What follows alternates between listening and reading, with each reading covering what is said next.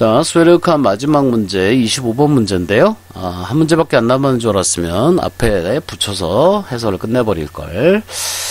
하지만 뭐 계속 뒤에 문제 붙여 나갈 테니까요. 한번 봅시다. 자, 이번에는 수열 문제 중에서 점화식에 관련된 거예요. 수열 중에서 이제 귀납적으로 정의된 점화식과 관련된 수열의 극한 문제고요. 주로 점화식, 우리 응용 점화식, 세 번째라고 하는 거하고 관련지어서 많이 나옵니다. 문제에서는요.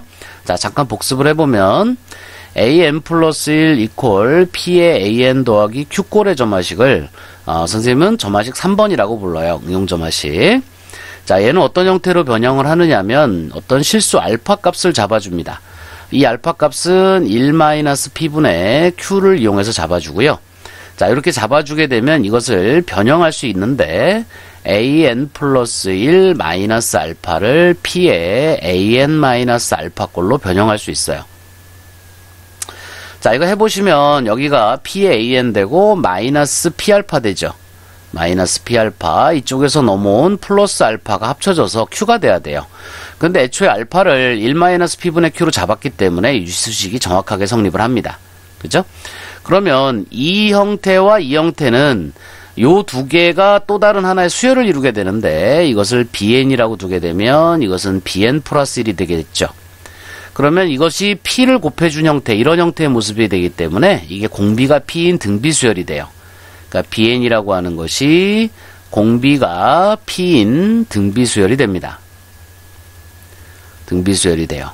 그러면 등비수열의 일반항 공식을 쓸 수 있으니까 bn은 b1 곱하기 pn-1승이다 라고 쓸 수 있겠죠. 자, 그런데 여기서 bn이라고 하는 것은 an-알파니까 다시 정리하면 an-알파가 b1은 뭐죠? a1-알파죠. 여기에 pn-1승 형태가 돼요. 최종적으로 일반항을 구하는 방법은 알파 플러스 a1-알파의 pn-1승이 됩니다. 그래서 선생님은 점화식 3번 풀 때 문제가 주어지면 알파 구해서 여기서 곧바로 이쪽으로 내려가 버려요. 여기서 이렇게 한 방에 이걸 내려가 버리도록 이렇게 문제를 풉니다. 안 그러면 중간에 너무 과정이 오래 걸려서 그래요.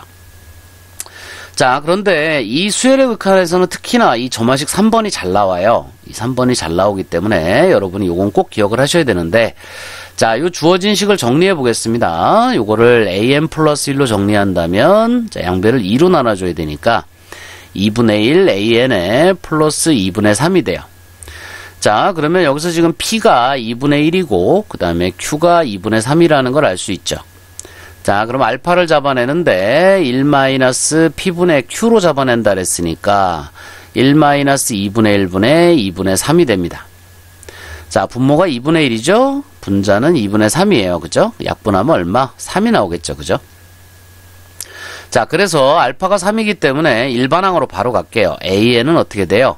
3 플러스 a1-3의 p 공비 2분의 1입니다. 2분의 1의 n-1승 이렇게 생겼어요.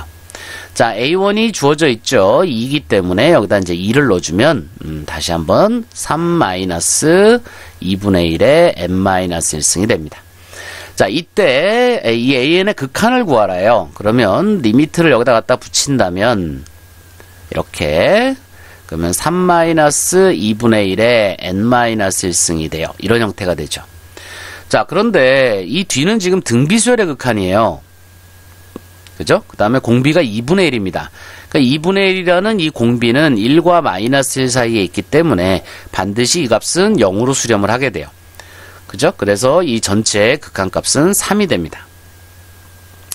자, 그런데 3번 점화식을 많이 풀다 보면 이러한 형태를 많이 풀게 되면요. 일단 여러분이 딱 보고 요게 그 공비에 해당되는 거거든요. 요 p가 1과 마이너스 1 사이에 있다면, 요 p가 마이너스 1과 1 사이에 있다면, an의 극한은 무조건 알파가 답입니다.